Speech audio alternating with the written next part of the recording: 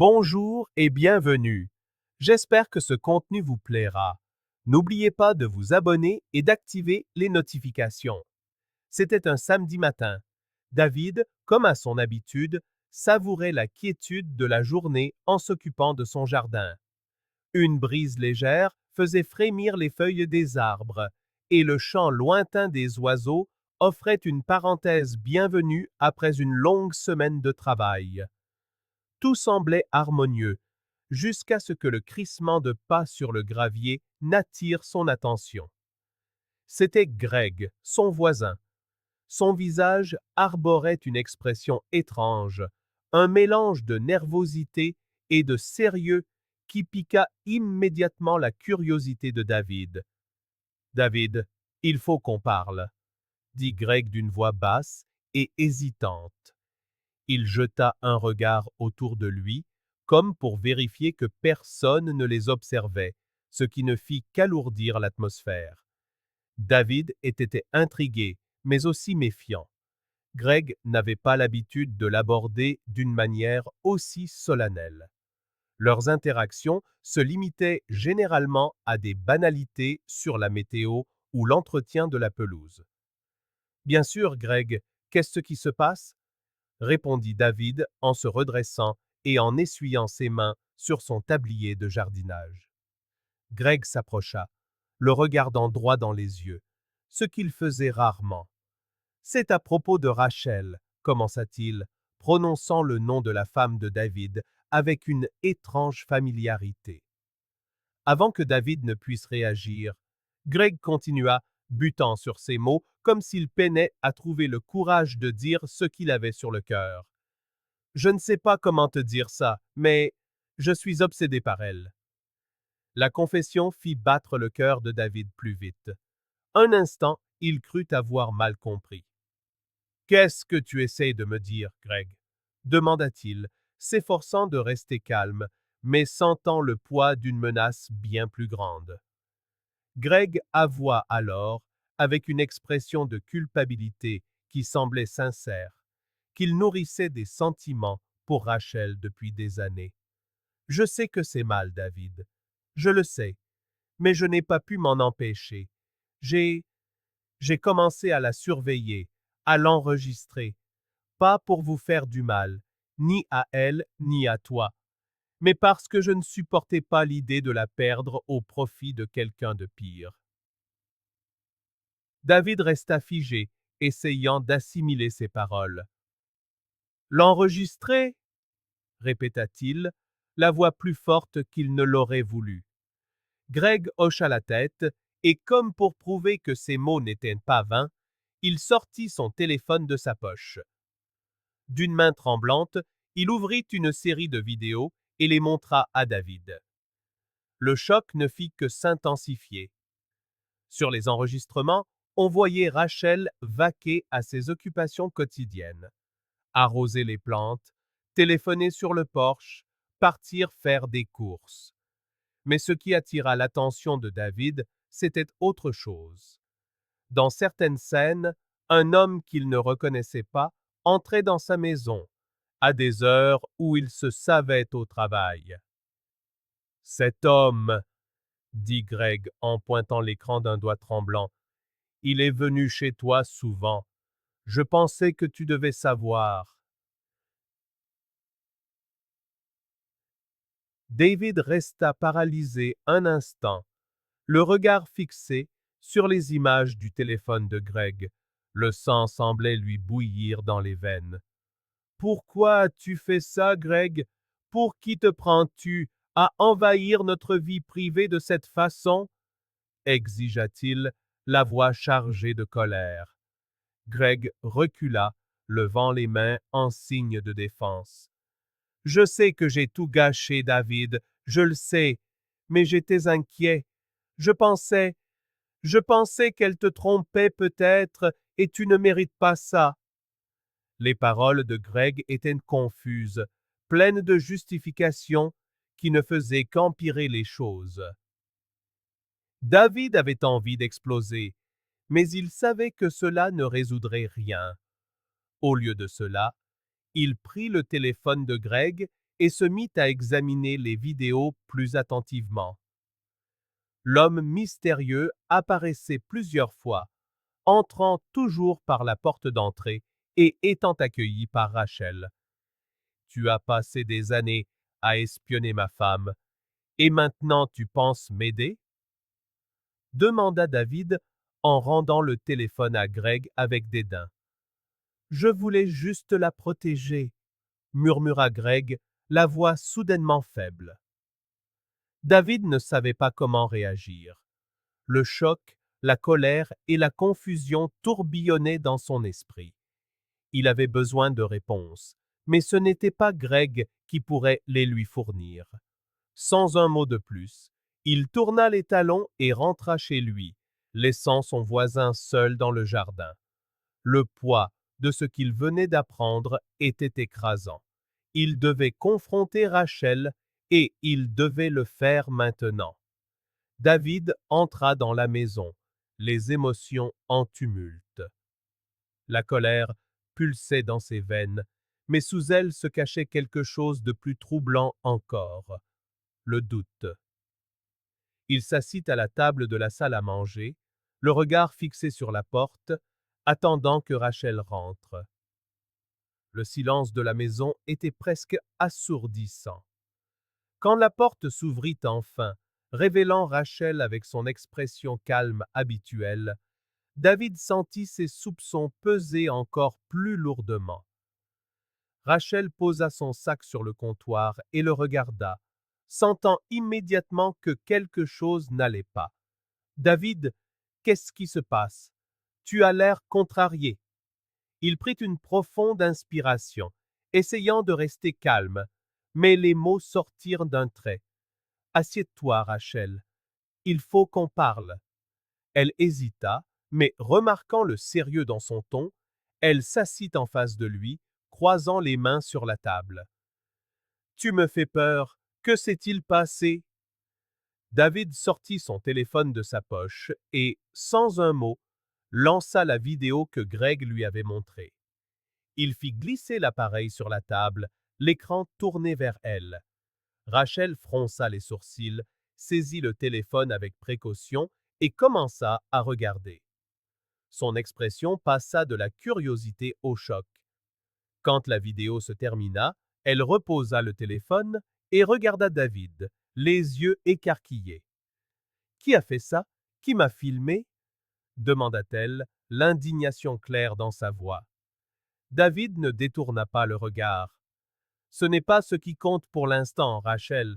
Ce qui compte, c'est de savoir qui est cet homme qui entre chez nous quand je ne suis pas là. Il apparaît plusieurs fois. Qui est-ce? » Rachel resta silencieuse quelques instants, comme si elle choisissait ses mots avec soin. Finalement, elle soutint son regard avec fermeté. « David, je ne t'ai pas trompé. Je ne ferai jamais ça. Tu dois me faire confiance. »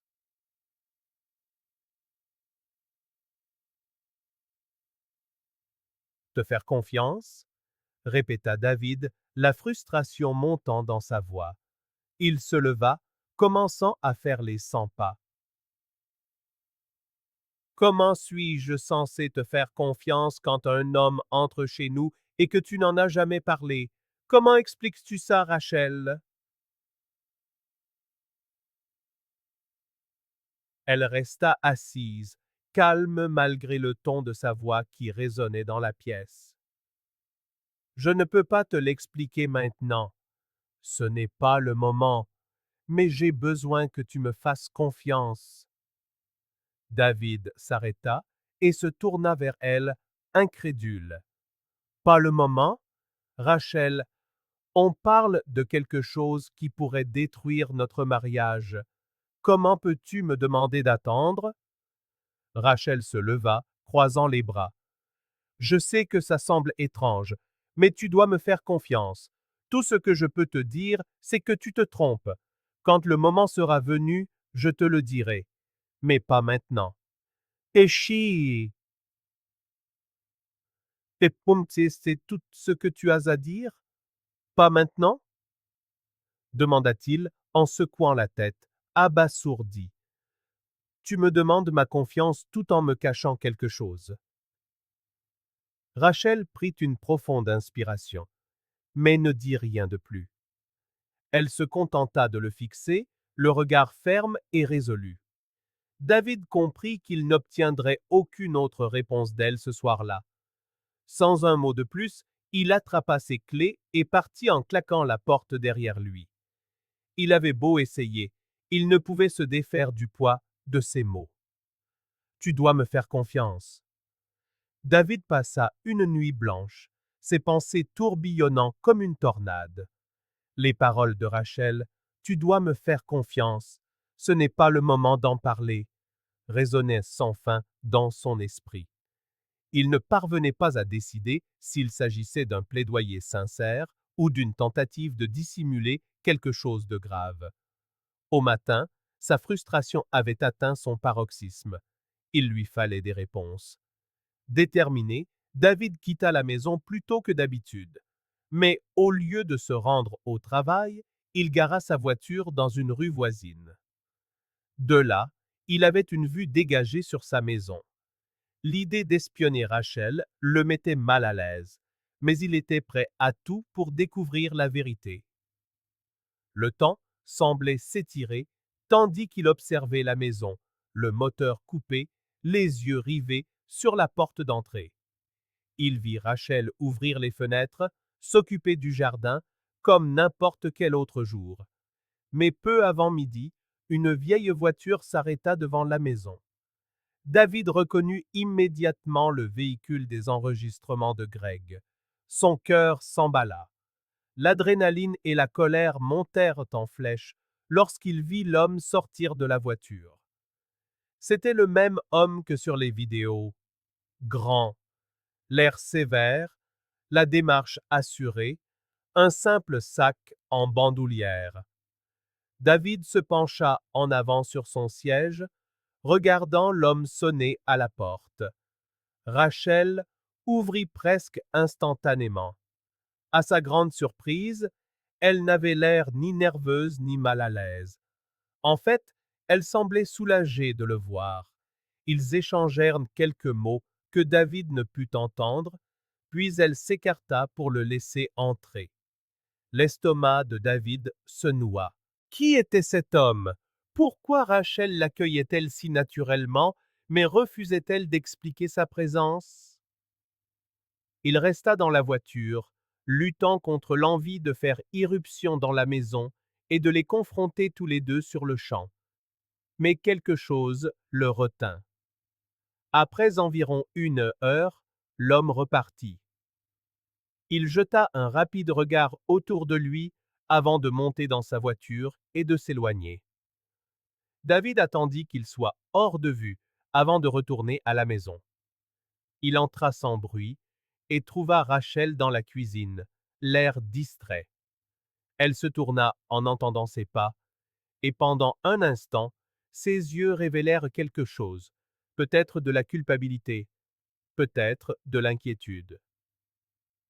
C'était qui? Demanda David directement, la voix posée. Rachel prit une profonde inspiration, comme si elle s'attendait à cette question. Je t'ai dit que tu devais me faire confiance. La confiance? Dit David, sa frustration refaisant surface. Comment puis-je te faire confiance quand un homme que je n'ai jamais vu entre chez nous en mon absence? Qui est-ce? Exigea-t-il en s'approchant. Rachel croisa les bras, gardant son sang-froid. C'est mon frère, David. Cette réponse le prit par surprise. Ton frère? Tu ne m'as jamais dit que tu avais un frère. Elle détourna le regard, visiblement mal à l'aise. Parce qu'il a passé 10 ans en prison. David resta sans voix. Les mots de Rachel flottaient dans l'air comme du plomb. En prison? Répéta-t-il, essayant d'assimiler l'information. Pourquoi? Rachel hésita avant de poursuivre. Il a fait des erreurs quand il était plus jeune. Il a été emprisonné pour vol, mais il a payé sa dette, David. Il est sorti récemment et essaie de reconstruire sa vie. Je suis la seule famille qui lui reste. David se passa une main sur le visage. Et pourquoi ne m'as-tu rien dit? Pourquoi me cacher ça? Parce que je savais comment tu réagirais, répondit Rachel, la voix chargée d'émotion. Je savais que tu serais méfiant, que tu remettrais tout en question. Je voulais juste lui laisser une chance de se remettre sur pied avant de t'en parler. David secoua la tête, luttant pour trouver ses mots. D'un côté, il ressentait une vague de soulagement, mais de l'autre, il se sentait trahi d'une manière différente. Je ne sais pas quoi penser, Rachel, mais me cacher, ça n'était pas juste. Je sais, admit-elle doucement, mais c'est mon frère David, il a besoin de moi, et j'avais besoin que tu me fasses confiance. David la regarda un long moment, incertain de quoi dire. Les pièces commençaient à s'emboîter, mais le sentiment que quelque chose clochait encore ne le quittait pas. Il savait que cette conversation était loin d'être terminée. David ne pouvait pas en rester là. Le fait que Rachel n'ait jamais mentionné son frère et que celui-ci ait passé 10 ans en prison le hantait. Malgré ses explications, quelque chose sonnait faux. Il y avait une froideur calculée dans la façon dont elle avait géré la situation, une fermeté qu'il ne lui avait jamais connue. Cette fois, il n'attendrait pas que Rachel décide du bon moment. Le soir même, pendant qu'elle était sous la douche, David prit son téléphone. Il savait que c'était mal, mais la suspicion le rongeait. Il déverrouilla l'appareil et commença à chercher. Il n'y avait aucun message récent adressé à un certain Marc, le nom qu'elle avait donné pour son frère. Seul un numéro non identifié apparaissait plusieurs fois dans le journal d'appel des derniers mois. David nota le numéro, décidé à enquêter. Le lendemain, pendant sa pause déjeuner, il appela le numéro depuis une cabine téléphonique, le cœur battant. Après quelques sonneries, une voix grave et lasse répondit. « Allô ?» La voix semblait prudente, méfiante. David hésita un instant. « Qui est à l'appareil ?»« C'est qui à l'appareil ?» fut la réponse, rapide et suspicieuse. La tension monta d'un cran. « Je m'appelle David. Je suis le mari de Rachel, » dit-il finalement, en essayant de paraître sûr de lui. Il y eut une longue pause, puis la voix reprit, plus douce. « Je suis Marc. » David ressentit un mélange de colère et de soulagement. Il parlait à l'homme qui entrait chez lui sans explication. « Rachel a dit que tu es son frère, que tu sors de prison. Je veux l'entendre de ta bouche. » Marc soupira profondément. « C'est vrai.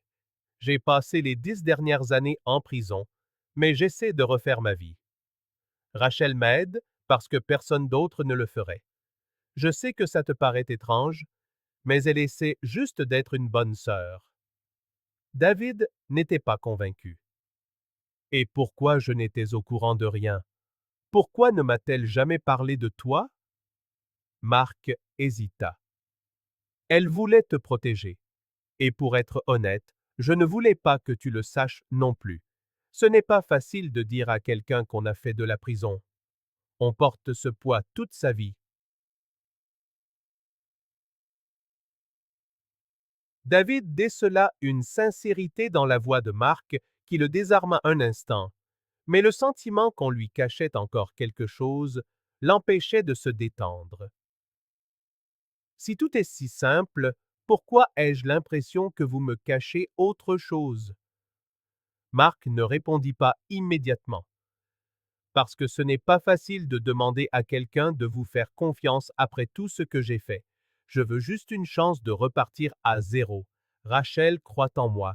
Tu devrais croire en elle aussi. » David raccrocha sans un mot de plus. Les paroles de Marc résonnaient dans son esprit, mais l'histoire lui semblait incomplète. Pourtant, il y avait quelque chose dans sa voix qui le faisait réfléchir. Peut-être qu'il essayait vraiment de changer. Ce soir-là, en rentrant, il trouva Rachel dans le salon. Elle le regarda avec une expression sérieuse, comme si elle savait déjà. « Tu as appelé Marc, n'est-ce pas ?» demanda-t-elle directement. David hocha la tête. Il le fallait. Tu me demandes de te faire confiance, mais tu ne me donnes aucune raison de le faire. Rachel soupira. Je comprends que ce soit difficile pour toi, David, mais Marc a déjà traversé tellement de choses. Je voulais tout te dire au bon moment, mais j'ai l'impression qu'on gère ça de la pire des manières. Alors dis-moi tout, maintenant, insista David. Ne me laisse pas découvrir les choses par moi-même. Ne me cache plus rien. Rachel hésita, mais avant qu'elle ne puisse répondre, son téléphone sonna. Elle regarda l'écran et répondit immédiatement, s'éloignant pour parler à voix basse. David la regarda, sa frustration montant de nouveau. Il sentait que même après tout cela, la distance entre eux ne faisait que grandir. David resta figé au milieu de la pièce, observant Rachel répondre à l'appel avec cette même expression prudente qu'il commençait à reconnaître. Sa voix était basse, presque un murmure, et elle s'était retirée dans le couloir comme pour l'empêcher d'entendre. Cela ne fit qu'approfondir la méfiance qui le consumait. Cet appel était une autre pièce du puzzle qu'il ne parvenait pas à assembler. Il s'assit sur le canapé, essayant de contrôler la colère qui bouillonnait en lui. Le salon semblait plus grand et plus froid que d'habitude, comme si le silence entre eux était devenu un gouffre infranchissable. Rachel revint quelques minutes plus tard, le visage marqué par un mélange d'épuisement et de résolution.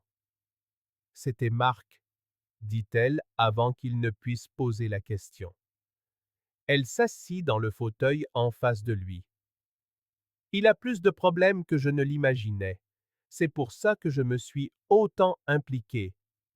Il n'a personne d'autre que moi, David. David prit une profonde inspiration. Rachel, je comprends que tu veuilles aider ton frère. Vraiment. Mais ne vois-tu pas à quel point tu m'as laissé en dehors de tout ça? Tu m'as demandé de te faire confiance, mais jusqu'à présent, tu ne m'as donné aucune raison de le faire. Chaque nouvelle information semble t'être arrachée. Elle baissa la tête un instant, puis releva le regard, déterminée. J'essayais de te protéger, David. Et oui, de protéger Marc aussi. Ce qu'il a vécu, ce n'était pas juste la prison. Il s'est retrouvé mêlé à des gens dangereux, des gens qui n'ont pas oublié ce qu'il a fait. Ces mots firent battre le cœur de David plus vite. Des gens dangereux? Qu'est-ce que tu veux dire? Il a des ennuis? Rachel hocha lentement la tête. Avant d'être arrêté, Marc faisait partie de quelque chose de plus grand. Il a été emprisonné pour vol, mais le groupe pour lequel il travaillait était responsable de bien pire. Pendant son séjour en prison, il a réussi à couper les ponts, mais maintenant qu'il est sorti, il semble qu'ils attendent quelque chose de lui. Je ne sais pas exactement quoi, mais il a peur. Et un frisson parcourut l'échine de David. L'idée que sa maison servait de refuge à son insu était terrifiante. Il se leva et commença à faire les 100 pas. C'est dangereux, Rachel. Si ces gens sont aussi terribles que tu le dis, ce n'est pas seulement Marc qui est en danger. C'est toi. C'est nous. Rachel se leva à son tour, s'approcha de lui et lui prit les mains. Je sais que ça semble fou, mais je ne pouvais pas l'abandonner. C'est mon frère. Je devais l'aider. Mais maintenant que tu sais tout, nous devons décider ensemble de ce qu'il faut faire. David la regarda dans les yeux, y voyant la sincérité et l'inquiétude qu'elle portait. Malgré tout, il sentait encore qu'elle ne lui disait pas tout, mais il savait que ce n'était pas le moment d'insister. Il hocha la tête, serrant ses mains. Nous allons gérer ça ensemble. Mais, Rachel, il faut que ça cesse. Nous ne pouvons pas laisser le passé de ton frère mettre nos vies en danger. Il doit y faire face une bonne fois pour toutes. Rachel acquiesça, et ils restèrent silencieux un instant, comme pour rassembler leurs forces pour ce qui allait suivre. David savait que les choses ne seraient pas faciles, mais pour la première fois, il sentait qu'il commençait enfin à affronter le problème en équipe. David et Rachel décidèrent qu'il était temps que David rencontre Marc en bonne et due forme. Après tout ce qui s'était passé, il avait besoin de comprendre qui était cet homme qui avait trouvé refuge dans leur maison. C'est cet après-midi-là que Marc est arrivé. Son attitude était humble, mais sa détermination sans faille. Il savait que la situation était complexe et tenait à prouver qu'il ne représentait aucune menace pour Rachel ou David. Pendant que Rachel leur préparait quelque chose à manger, David a entraîné Marc dans le salon. Ils se sont assis face à face. L'atmosphère était tendue, mais dénuée de toute hostilité. Je dois être honnête avec toi, Marc, a commencé David. J'ai découvert ton existence parce que Greg, notre voisin, m'a montré des enregistrements de Rachel. Il est obsédé par elle. Les yeux de Marc se sont écarquillés. Il a filmé ma sœur? Sa voix était un mélange de surprise et de colère. Et pourquoi as-tu laissé faire ça, David? David a soupiré, luttant contre la culpabilité qui le rongeait encore. Je ne le savais pas avant qu'il ne me les montre. C'est comme ça que tout a commencé. Il pensait que tu étais quelqu'un d'autre, l'amant de Rachel. Mais maintenant que je connais la vérité, je veux régler cette histoire une bonne fois pour toutes. Amen. De bon mot. Marc a croisé les bras, son expression s'assombrissant. Alors, il a violé l'intimité de ma sœur en l'enregistrant sans son consentement? Ce type a besoin de recevoir une bonne leçon. David ne savait pas ce que Marc avait en tête, mais avant qu'il ne puisse répondre, Marc a poursuivi. Il faut lui flanquer une bonne frousse. Rien d'extrême, juste assez pour qu'il n'ait plus jamais l'idée de recommencer. David a réfléchi un instant. Il n'aimait pas la violence, mais il savait aussi que Greg avait dépassé toutes les limites. Finalement, il a acquiescé. D'accord, mais rien d'extrême, Marc. Ça s'arrête là. Le plan établi, David s'est rendu chez Greg l'après-midi même. Greg a ouvert la porte avec son habituel air suffisant, mais son expression a vite changé lorsque David a commencé à parler. L'homme que tu as filmé en train d'entrer chez moi n'était pas l'amant de ma femme, Greg. C'est son frère. Et pour ta gouverne, il vient de sortir de prison. Dis-en, Greg. Et maintenant, il sait tout ce que tu as fait. Greg est devenu blême, mais David ne lui a pas laissé le temps de répondre. Il a simplement esquissé un sourire sec, a tourné les talons et s'est éloigné, laissant Greg seul face au poids de cette révélation. Quelques minutes plus tard, Mark a frappé à la porte de Greg. Lorsque Greg a ouvert, il a trouvé Mark sur le seuil, un air menaçant sur le visage. Avant que Greg ne puisse dire un mot, Mark lui a décoché un coup de poing en plein visage, assez fort pour le jeter à terre. Greg a levé les yeux, terrifié, se tenant le visage. « Si jamais tu filmes encore ma sœur, a dit Mark, la voix ferme mais maîtrisée, ça ne s'arrêtera pas là. Tu regarderas par-dessus ton épaule pour le restant de tes jours. Compris? Greg n'a pu cocher la tête, trop effrayée pour croiser le regard de Marc. Marc a reculé d'un pas et a pointé un doigt vers lui. C'est ton unique avertissement. Quand Marc est retourné chez Rachel, il était plus calme. Ils se sont assis tous les trois dans le salon et Marc leur a adressé un sourire triste. Je ne peux pas rester ici. Si je reste, je ne vous causerai que des problèmes. J'ai un ami au Brésil, quelqu'un qui peut m'aider à tout recommencer. Là-bas, je pourrais vivre en paix, sans avoir constamment à regarder par-dessus mon épaule. Rachel a tenté de protester, mais Marc a secoué la tête. Ma décision est prise, et cette fois, je ferai les choses correctement. Merci pour tout ce que vous avez fait pour moi. Les jours suivants ont été un mélange d'adieux et de réorganisation. David et Rachel savaient que Marc se dirigeait vers un avenir meilleur, mais ils ne pouvaient s'empêcher de ressentir son absence. Peu après le départ de Marc, David a pris une autre décision importante. Cette maison, ses voisins, ça ne va plus, Rachel.